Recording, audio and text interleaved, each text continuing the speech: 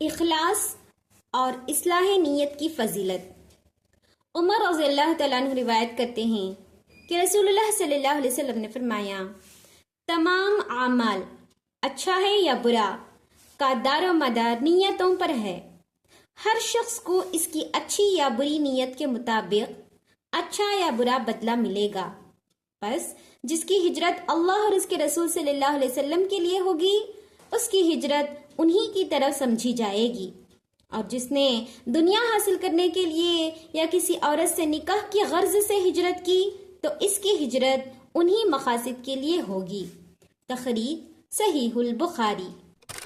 نافع بن جبیر بن معطم رضی اللہ تعالیٰ عنہ کہتے ہیں کہ عائشہ رضی اللہ تعالیٰ عنہا نے مجھے حدیث بیان کی کہ رسول اللہ صلی اللہ علیہ وسلم نے فرمایا، ایک لشکر خانہ کعبہ پر چڑھائی کرنے کی نیت سے نکلے گا۔ جب وہ مدینہ منورہ کے قریب بیدا نامی جگہ پر پہنچے گا تو تمام لشکر زمین میں دھسا دیا جائے گا۔ میں نے عرض کیا، اللہ کے رسول صلی اللہ علیہ وسلم، سب کیسے دھسا دیے جائیں گے؟ حالانکہ ان میں اہل بازار اور ایسے لوگ بھی ہوں گے جن کا اس لشکر کے ساتھ کوئی تعلق نہیں ہوگا۔ تو رسول صلی اللہ علیہ وسلم نے فرمایا، ایک دفعہ تو شروع سے لے کر آخر تک سب دھسا دیے جائیں گے، پھر سب لوگ اپنی اپنی نیتوں پر اٹھیں گے۔ تخریج صحیح البخاری۔ عبید اللہ بن قبطیہ بیان کرتے ہیں کہ حارث بن ابی ربیعہ اور عبداللہ بن صفعان اور میں ام المومنین ام سلمہ رضی اللہ تعالی عنہا کے پاس آئے۔ پس ان دونوں نے ام المومنین سے اس لشکر کی بابت دریافت کیا جو دھنسا دیے جائے گا، اور یہ عبداللہ بن زبیر رضی اللہ تعالیٰ عنہ کی خلافت کے زمانے کی بات ہے۔ تو انہوں نے بیان کیا کہ رسول اللہ صلی اللہ علیہ وسلم نے فرمایا، ایک پناہ پکڑنے والا بیت اللہ شریف میں پناہ پکڑ لے گا، بس اس سے لڑنے کے لیے ایک لشکر بھیجا جائے گا۔ اچانک وہ مدینہ منورہ کے قریب بیدا نامی جگہ پر دھنسا دیے جائے گا۔ میں نے عرض کیا، اے اللہ کے رسول، لشکر میں زبردستی داخل کیے جانے والے کا کیا بنے گا؟ تو آپ صلی اللہ علیہ وسلم نے فرمایا، وہ بھی انہی کے ساتھ دھنسا دیے جائے گا، لیکن قیامت کے دن اپنی نیت کے مطابق اٹھایا جائے گا۔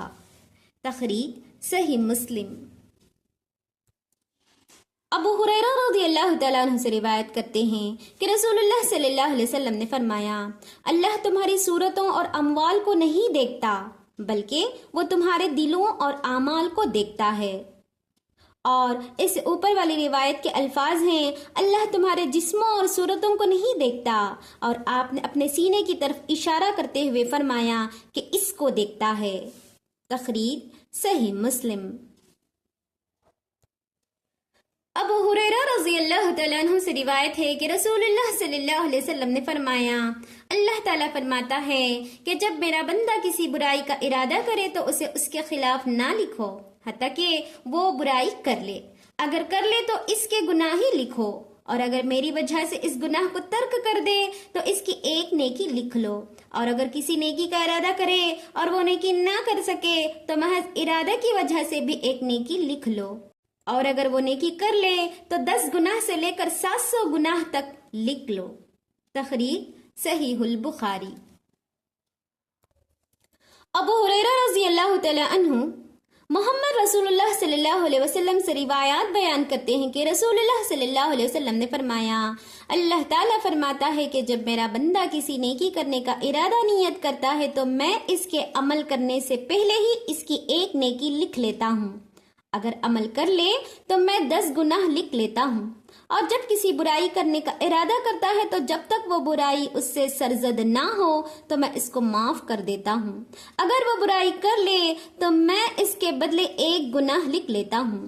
اور رسول اللہ صلی اللہ علیہ وسلم نے فرمایا، فرشتے کہتے ہیں، اے رب، یہ بندہ برائی کا ارادہ کرتا ہے حالانکہ وہ اس کے معاملے کو زیادہ جانتا ہے۔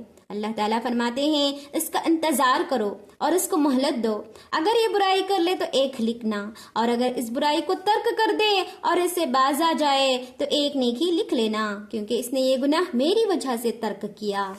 تخریج صحیح مسلم۔